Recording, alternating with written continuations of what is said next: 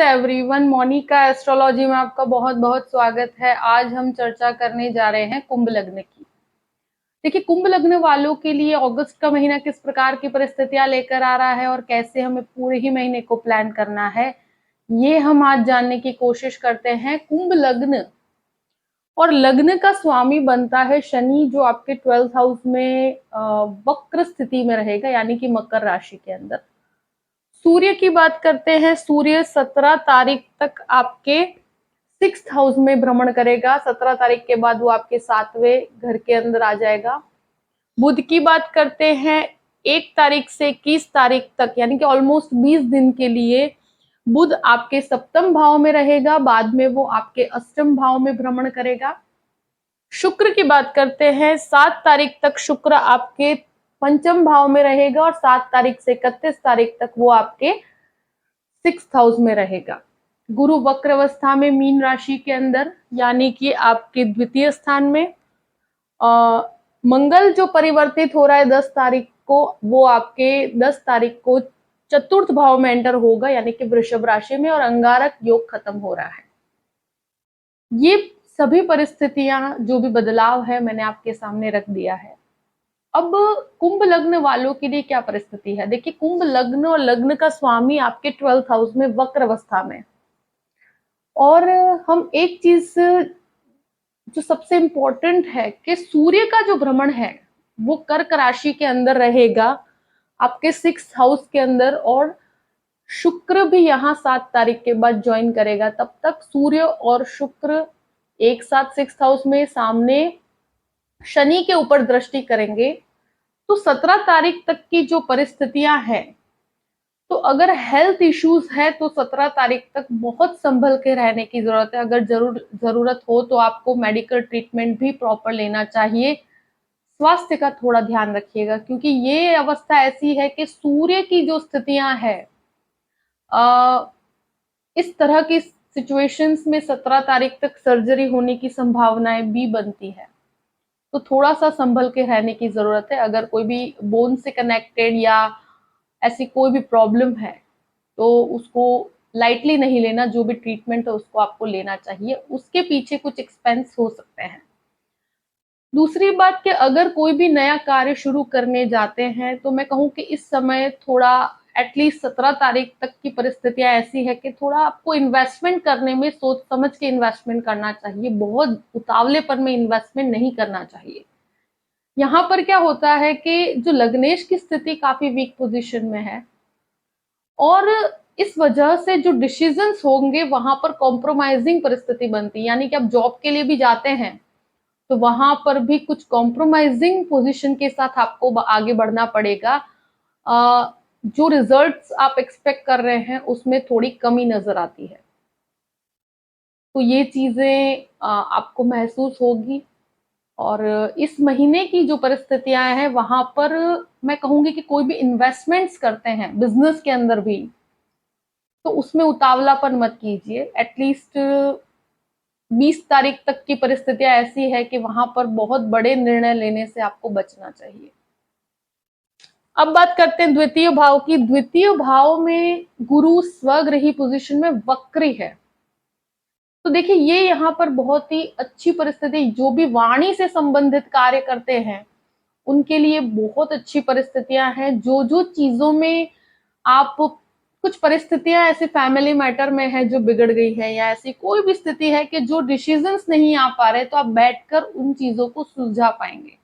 अगर कोई प्रॉपर्टी का मैटर है या फैमिली में भी कोई प्रकार का डिस्प्यूट है तो उसको आप सॉल्यूशन की तरफ लेकर जा सकते हैं। और यहाँ पर अब लोग आपकी बात को समझेंगे, यानी कि आप चीजों को सुलझा पाएंगे। वो क्षमता एक वक्री गुरु में होती है कि जब कोई भी प्रॉब्लम्स हैं किसी दो व्यक्ति के बीच में, उसको सुलझाने की क्षमता गुरु का वक्र पोजीशन में आपको देता है। इसलिए कहते हैं कि टीचिंग लाइन वालों के लिए बहुत अच्छी परिस्थिति है ये। अगर कोई भी इन्वेस्टमेंट्स भी करते हैं तो यहाँ पर जो सेविंग्स हैं उसमें तो आपके कहते हैं ना कि कोई पहचान वाले को पैसे देना, ऐसी कोई स्थिति के अंदर थोड़ा सा अभी संभलना चाहिए। किसी को एकदम से पैसे उधार देना एक रिलेशनशिप की वजह से, तो वहां थोड़ा अभी संभल के रहिएगा, वक्री गुरु की वजह से सेविंग्स जल्दी हो नहीं पाती इसमें।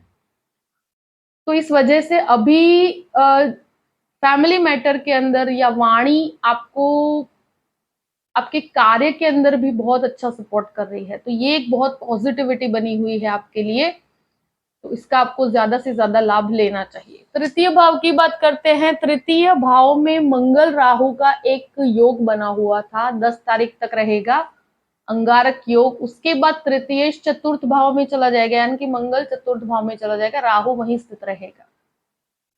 भाई बहनों के साथ संबंधों में बहुत शांति बना के रखिएगा। और यहाँ पर क्या होता है, कोई उतावलेपन में आप कोई भी, क्योंकि ये आपके एक साहस का घर है और राहु इंसान को हमेशा उकसाता है कि वो कुछ ना कुछ साहस करे, मगर लग्नेश की स्थितियों को देखते हुए अभी कोई भी बहुत बड़ा इन्वेस्टमेंट या बहुत बड़ा साहस करने से आपको बचना चाहिए। यानी कि मेरे हिसाब से आपको एटलीस्ट 10 तारीख तक तो ऐसे डिसीजंस नहीं लेने चाहिए कि जहां पर आप कोई भी बहुत बड़ा इन्वेस्टमेंट करें। तो थोड़ा सोच समझ के 2 या 3 जन का एडवाइस लेकर कार्य कीजिएगा, क्योंकि खुद से इस समय पे कोई भी डिसीजन लेते हैं तो वहां गलती होने की संभावनाएं बनती है, क्योंकि तृतीय स्थान में इवन आप अपने भाई बहनों के साथ भी रिलेशंस को खराब कर लेते हैं, तो 10 तारीख तक वहां पर भी संभल के रहिएगा।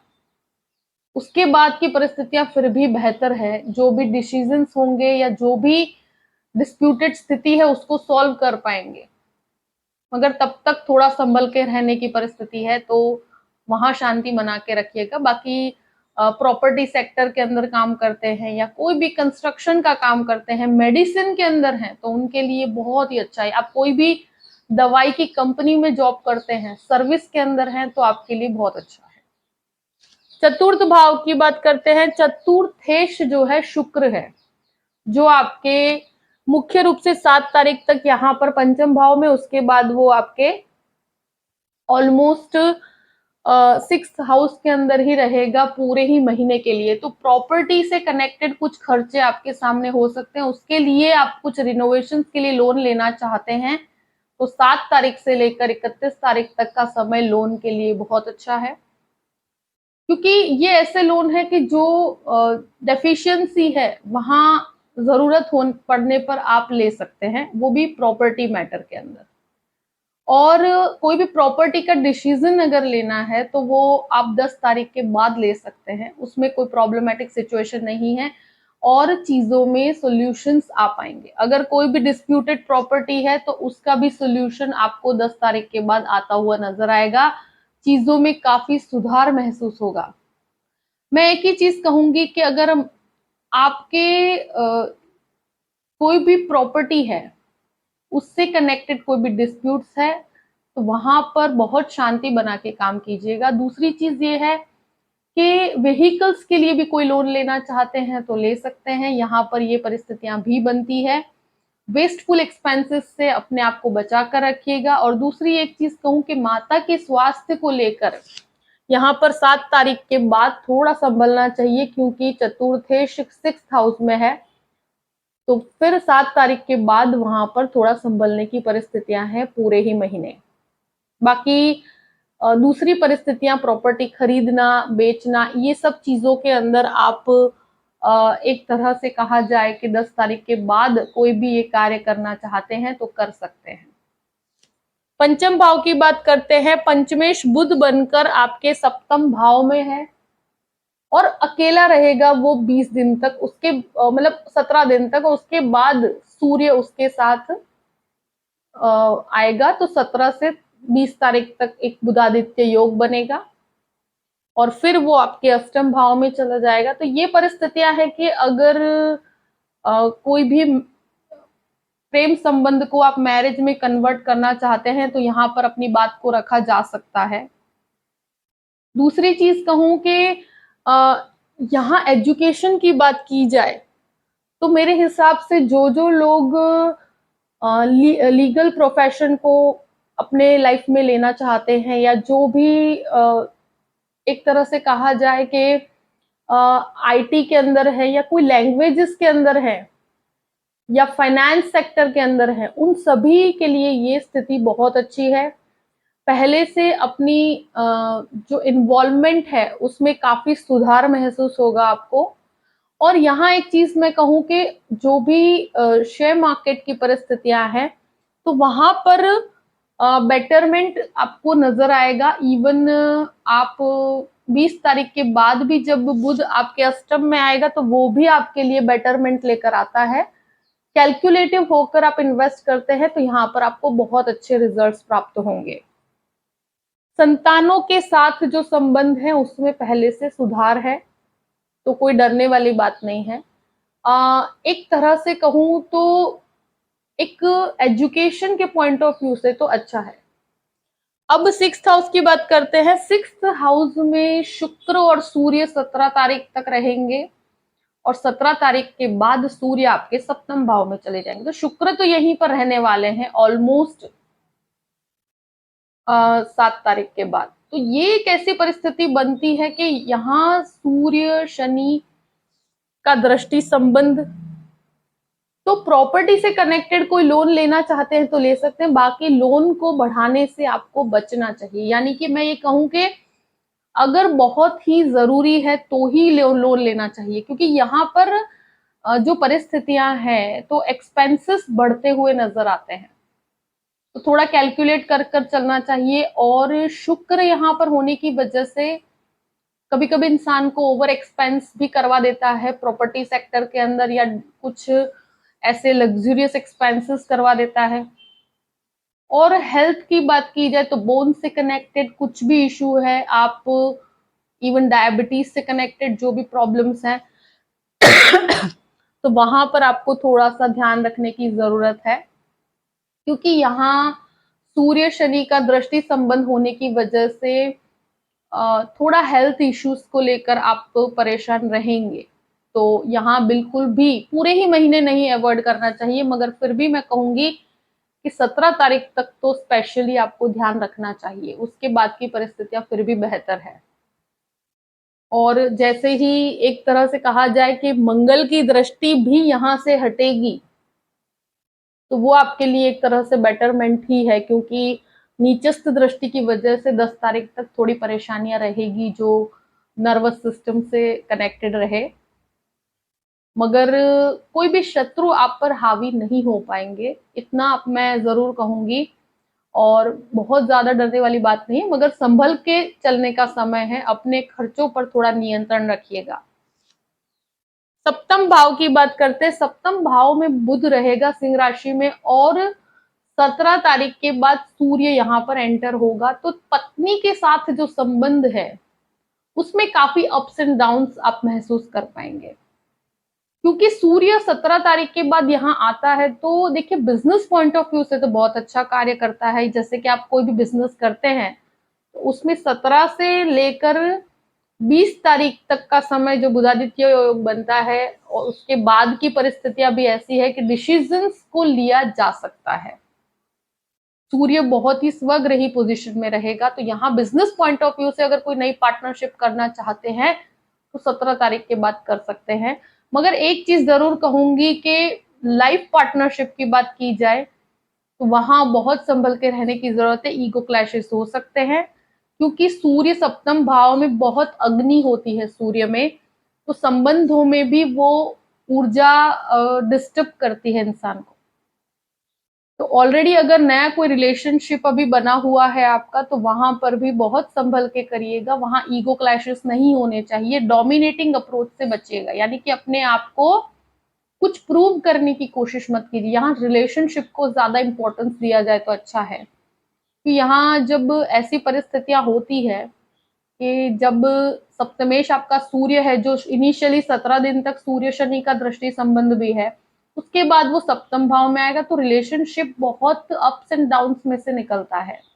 इमोशनली वो इंसान को काफी समस्याएं होती है, तो थोड़ा शांति बना के रखिएगा। बहुत ज्यादा संबंधों में कोई भी क्लैशेस होते हैं तो उसमें ज्यादा आपको नहीं पड़ना चाहिए। पार्टनरशिप के अंदर अच्छा है, मगर 17 तारीख तक वहां पर भी आपको डिसीजंस लेने में थोड़ी समस्या होगी, तो वहां आपको संभल के रहने की जरूरत है। बहुत ज्यादा रिएक्टिव इन चीजों में मत रहिए। कोई भी इन्वेस्टमेंट करना बहुत अगर नेसेसरी है तो 17 तारीख के बाद कीजिए। अब बात करते हैं अष्टम भाव की। अष्टमेश जो है वो आपके सप्तम भाव में रहेगा, और जो बिजनेस पॉइंट ऑफ व्यू से तो अच्छा है, मगर वो खुद से द्वादश में है, तो रिसर्च के अंदर थोड़ा सा भटकाव इनिशियल स्टेज पर रहेगा। कोई भी रिसर्च कनेक्टेड कार्य करते हैं, फॉरेन लैंड से कनेक्टेड कोई भी कार्य है, तो उसमें थोड़ा सा धीमापन आने की संभावनाएं बनती है। मगर 20 तारीख के बाद उन कार्य के अंदर आपको काफी अच्छी सफलता प्राप्त होगी। तो जो भी रिसर्च ओरिएंटेड कार्य करते हैं उनको 20 तारीख के बाद की सफलता अच्छी है। जैसे ही बुध स्वगृही अष्टम भाव में आएगा तो वो आपके लिए फायदेमंद है। 9th हाउस की बात करते हैं। 9th हाउस का अधिपति शुक्र बनकर वो 6th हाउस के अंदर शुरुआत में 7 दिन तक वो पंचम में रहेगा, फिर आपके 6th हाउस में रहेगा। तो देखिए यहां पर क्या होता है, कोई भी एजुकेशन सेक्टर के साथ जुड़े हुए हैं या आप कोई भी प्रकार का, मैं कहूं कि आप कोई मास्टर्स की डिग्री लेना चाहते हैं और स्पेशली उसके लिए आपका कोई लोन का प्रोसेस करना चाहते हैं बाहर जाने के लिए, तो वो आप कर सकते हैं। यहाँ पर डॉक्यूमेंटेशन को थोड़ा प्रॉपर रखिएगा। बाकी केतु जो यहाँ जिस स्थिति में है, शुक्र की राशि में है, इंसान को आध्यात्मिक चिंतन में काफी डेवलपमेंट महसूस करवाता है। स्पिरिचुअलिटी का बहुत अच्छा स्ट्रॉन्ग कनेक्शन है, और यहाँ मैं कहूँ कि आप कोई भी योगा प्राणायाम या इस प्रकार की चीजों में आपका इंटरेस्ट बढ़ना चाहिए यहाँ पर, उससे आपको बेनिफिट है। केतु नवम में इंसान को स्पिरिचुअल यात्राएं भी करवाता है, तो उससे कनेक्टेड कोई भी कार्य है तो आप कर सकते हैं। यात्राओं से रिलेटेड कोई कार्य करते हैं तो वहां भी आपको बेनिफिट बनता है। शनि की भी दृष्टि पड़ती है यहाँ पर, तो इन चीजों में आपका इंटरेस्ट भी बढ़ेगा। दशम भाव की बात करते हैं। दशम भाव का अधिपति इनिशियल स्टेज पर 10 दिन तक थोड़ा संभलने की जरूरत है। कार्यस्थल में कुछ गुप्त शत्रुओं की वजह से अपने कार्य को आप अटका सकते हैं। बाकी उसके बाद की परिस्थितियां, जो मंगल खुद अपने घर को देखता है, तो कार्य में बहुत अच्छी बढ़ोतरी होती है। मेडिसिन या दवाई की कंपनी में जॉब करने वाले, आईटी क्षेत्र के साथ जो जुड़े हुए लोग हैं, या एक तरह से कहूं कि कंस्ट्रक्शन का काम करते हैं, या कोई भी एजेंट है, कंस्ट्रक्शन एजेंट है, या कोई मटेरियल से कनेक्टेड कोई कार्य करते हैं, और जो भी रिसर्च ओरिएंटेड चीजों के अंदर जॉब कर रहे हैं, मेडिसिन का, उन सबके लिए बहुत अच्छी स्थिति है। इवन आर्मी के अंदर जॉब करते हैं या कोई भी ऐसी गवर्नमेंट अथॉरिटीज में कार्य कर रहे हैं, तो उन लोगों के लिए मंगल की ये भ्रमण से आपको बहुत ही एनर्जेटिक महसूस करेंगे, और मंगल की ऊर्जा आपके लिए बहुत पॉजिटिवली कार्य करेगी, आपको सफलता प्राप्त करवाती है। इन चीजों के अंदर अथॉरिटीज में आपकी ऊर्जा में बहुत बढ़ोतरी होगी, और दशम भाव आपका काफी स्ट्रॉन्ग बनता है, तो कार्य काफी मजबूत होगा। बस लग्नेश की स्थिति थोड़ी वीक पोजीशन में होने की वजह से, सूर्य का भ्रमण जिस प्रकार से हो रहा है, तो 17 तारीख तक थोड़ी परिस्थितियां इमोशनली अप्स एंड डाउन्स में से निकलेगी, तो थोड़ा कार्य में संघर्ष करके आपका कार्य संपन्न होगा, इजीली नहीं होगा। 11th हाउस की बात करते, 11वें स्थान का अधिपति सेकंड हाउस में, लाभ आपको आपकी वाणी से भी मिलेगा, और लाभ आपको जो भी प्राप्ति है वो 11th हाउस का स्वामी गुरु बनकर वक्र अवस्था में आपको काफी अच्छे रिजल्ट्स प्रदान करवा रहा है, क्योंकि उसकी दृष्टियां भी आपके लिए अनएक्सपेक्टेड गेन्स लेकर आती है। तो इनकम में एक स्टेबल बढ़ोतरी तो मैं नहीं कहूंगी, मगर एक स्टेबिलिटी बनी रहेगी, स्थिरता बनी रहेगी। और अब बात करते हैं 12th हाउस की। 12th हाउस में शनि वक्र अवस्था में सूर्य की दृष्टि में, कोई भी लीगल मैटर है तो वहां 17 तारीख तक संभल के रहने की जरूरत है, बहुत ज्यादा रिएक्टिव नहीं होना।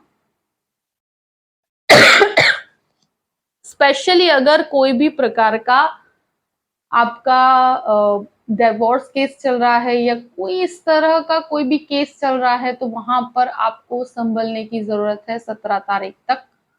उसके बाद आपको काफी रिलीफ है, तो रिएक्टिव होने से बचिएगा। और फॉरेन इन्वेस्टमेंट्स करने से अभी आपको इस महीने रुक जाना चाहिए मेरे हिसाब से, क्योंकि विदेश में जो सफलता आप प्राप्त करने की कोशिश कर रहे हैं वो इतने लेवल तक अभी नहीं है, वहां पर थोड़ी सी कमी है।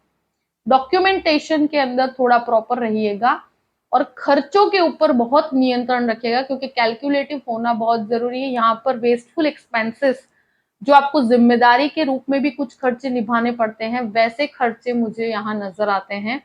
तो कैलकुलेटिव होकर चलिएगा, बाकी बहुत ज्यादा चिंता वाली बात नहीं है। जो भी परिस्थितियां हैं वो मैंने आपके लिए सामने रख दी है। आई होप कि ये वीडियो आपको पसंद आया होगा। पसंद आए तो लाइक भी कीजिएगा और सब्सक्राइब भी कीजिएगा। देखिए, अगर आप मुझसे कंसल्टेशन लेना चाहते हैं तो डिस्क्रिप्शन बॉक्स में मैंने अपना ईमेल आईडी दिया हुआ है, astrologymonica@gmail.com। आप उस पर मेल कर सकते हैं। मैं आपको पूरी ही जानकारी प्रदान करूंगी कि कैसे मुझसे कांटेक्ट किया जाए और कैसे मुझसे कंसल्टेशन लिया जाए। परिस्थितियों को ध्यान में रखते हुए अपने पूरे ही महीने को प्लान कीजिए और हमेशा खुश रहिए। Thank you so much. जय श्री कृष्ण।